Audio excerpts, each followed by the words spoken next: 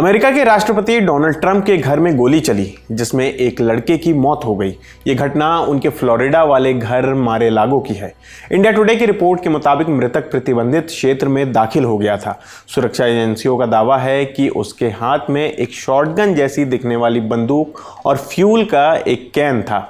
कुछ ही पलों में एजेंट्स ने उसे घेर लिया और उसे गोली मार दिया गया।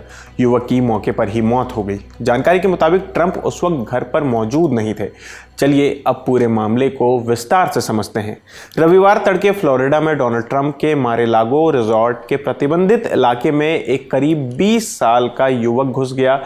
सुरक्षा में तैनात अमेरिकी सीक्रेट सर्विस एजेंटों और पाम बीच काउंटी के एक शेरिफ ने उस पर गोली चला दी।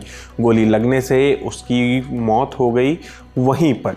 सीक्रेट सर्विस ने बताया कि करीब 20 साल की उम्र का एक व्यक्ति प्रतिबंधित सुरक्षा इलाके में दाखिल हो गया था। उस समय डोनाल्ड ट्रंप वॉशिंगटन में थे और मारे-लागो में उनकी सुरक्षा में शामिल कोई भी व्यक्ति मौजूद नहीं था। एजेंसी के बयान के मुताबिक युवक को मारे-लागो की नॉर्थ गेट के पास देखा गया। उसके हाथ में कथित तौर पर एक शॉटगन जैसी दिखने वाली बंदूक और एक फ्यूल कैन था, जैसा कि हमने आपको पहले भी बताया।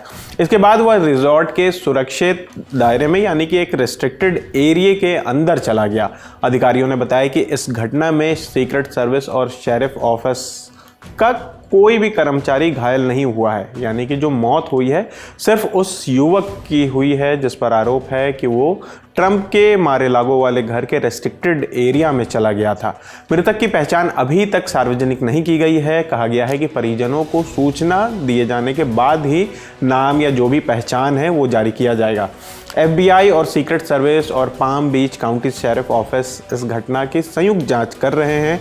जांच में युवक की बैकग्राउंड और वो किस मकसद से वहां दाखिल हुआ था इस बात की जांच की जाएगी। मारे-लागो फ्लोरिडा में पाम बीच में मौजूद डोनाल्ड ट्रंप का निजी घर है। ये समुद्र किनारे बना एक बड़ी संपत्ति है जिसे 1920 के दशक में बनाया गया था।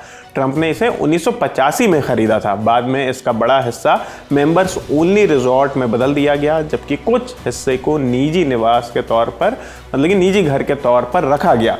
इसे विंटर व्हाइट हाउस भी कहा जाता है। राष्ट्रपति रहते हुए या उसके बाद भी ट्रंप यहाँ पे राजनीतिक बैठकों, फंडरेजर कार्यक्रमों और राजनयिक मेहमानों की मेज़बानी करते रहे हैं यहाँ पर। तो फिलहाल इस खबर में इतना ही। अगर इस खबर से जुड़ी कोई भी अपडेट आती है तो हम उसे आप तक पहुँचाते रहेंगे। मेरा नाम आसिफ असरार है। कैमरे के पीछे हमारे साथी विजय हैं। देखते रहिए दी ललन टॉप। शुक्रिया।